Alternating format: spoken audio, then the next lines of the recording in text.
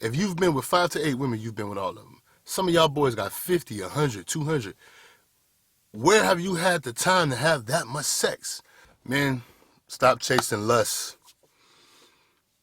I know it's hard. Some of you guys are addicted to porn. Some of you guys love booty, love titties, you love sex. I think as a man, that's understandable. But the lack of self-control, it's no exceptions, it's no excuse. You got to get under control with that. You got to get that under control. You got to get yourself under control. You got to learn how to behave around women. You have to learn how to let them go. Most of the time, you have to just not care. You have to channel that energy on something that's more meaningful. If you're in your 20s and you're still at home with your parents, the last thing you want to do is spend the majority of your time chasing booty, trying to get laid. Man, if you was focused on getting paid, when you hit 30, you won't be that 30-year-old that's looking back saying, damn, I wasted my 20s. When you hit 40, you won't be that 40-year-old that's looking back saying, damn, I wasted my 30s.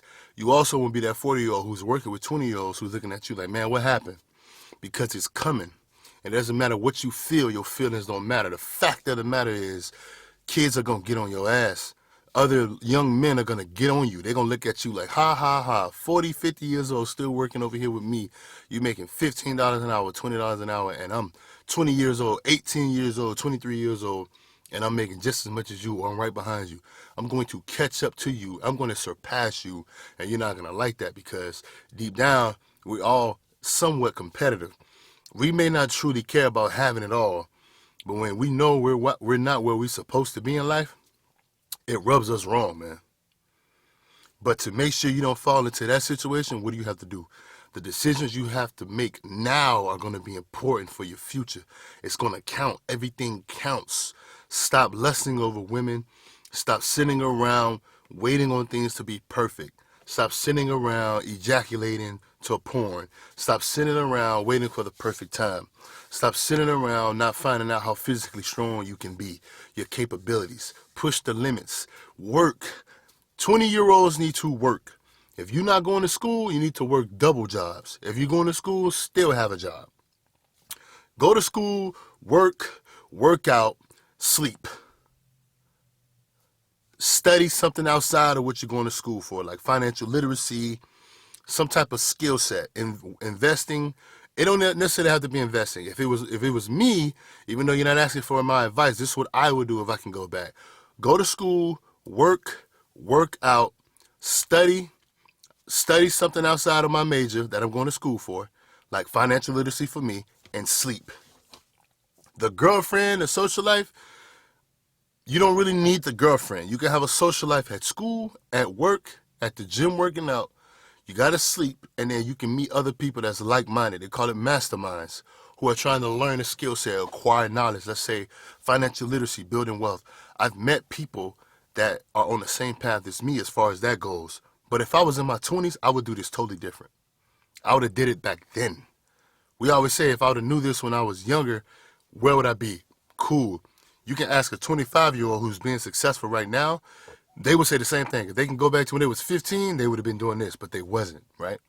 Only a few people start to do something early in age. Only a few, and it's okay.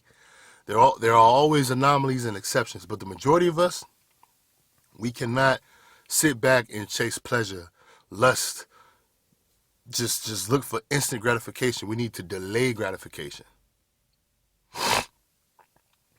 We need to literally go the path that was less traveled from our families.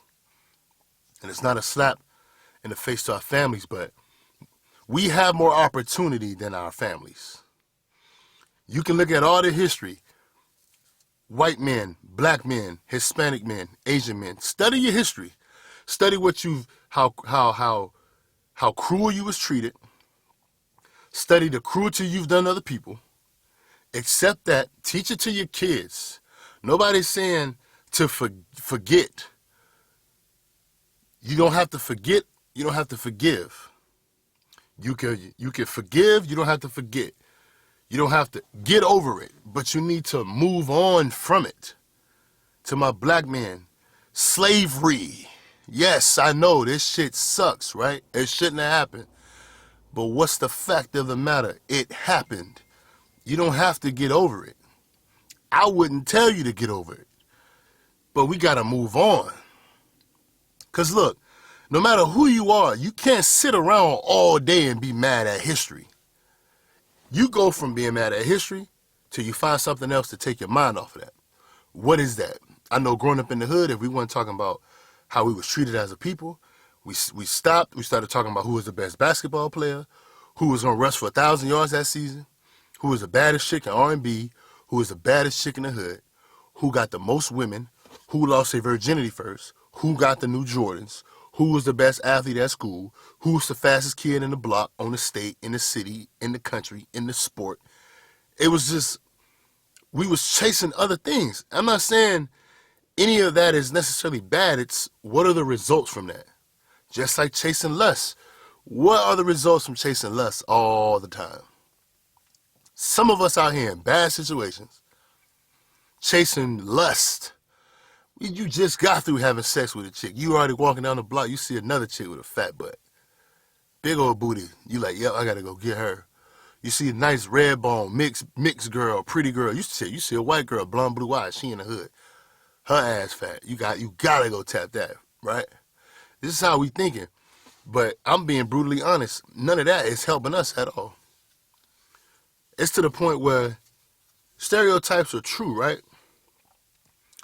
Not only are we lusting for women, we're lusting to basically, we're lusting to prove that the stereotypes we have should stand firm. A black man put on a suit, a lot of people are surprised because they're expecting us to put on jeans that's sagging below our ass. You put on some nice shoes, they're surprised because they're expecting you to go have the new Jordans. Now I'm saying they are because of what? Consistent behaviors. See, we never forget what we saw when we was in middle school, high school, elementary school. So when we turn 30 years old, 40 years old, and we see somebody 30 or 40 still rocking Jordans every day, I'm not saying you can't own a pair of Jordans. You can own whatever shoes you want, right? But you are addressed how you are dressed. If I put on a suit and tie, if I clean up, get a haircut, clean up my beard, I don't necessarily shave off my beard. I like to rock my beard. I can grow a beard, so I grow my beard. But if I clean my beard up, line my beard up, shave my hair a little bit, I do still have hair. I like to wear beanies. If I get a haircut, if I smell good, look good, put on my watch, put a little chain on my neck, you can't really see it, but it's there. It's just, I like to wear a little small chain every now and then. I'm feeling good. I got my black ring on. I don't need nothing else. I'm feeling good. I'm smelling good. I'm feeling good. When I walk into the room, it's pure confidence. It's not for me to be confident that I'm better than everybody. It's for me to be confident that I know I'm not comparing myself to everybody. I can only be Linval Williams, the best Linval Williams can be. Nobody else can be me. I can't be anybody else. Why the hell would I even try? The same thing with lusting for women. When you control yourself with women and lusting, it's funny. Quantity diminishes, right? But the quality in which women you have now, it's a totally different level, because now you have the women that you can read signs because they're so interested in you. They're making it easy for you to catch. See, fish don't like to be caught. Women want you to catch them. Women will make it easy for you to read the signs. They play with their hair. They get close. They smile. As soon as you walk into a room, for some kind of way, they got to make themselves available for you to see them. They got to walk in your presence. Now, not all the time this is going to be signs for you to go and approach because they really want you to. Sometimes they want your attention. It's some ego involved in that. We all got egos, right? But you don't waste your time lusting over women that you don't need to be spending unnecessary sex with, or you spending money on and you ain't getting nothing out of it.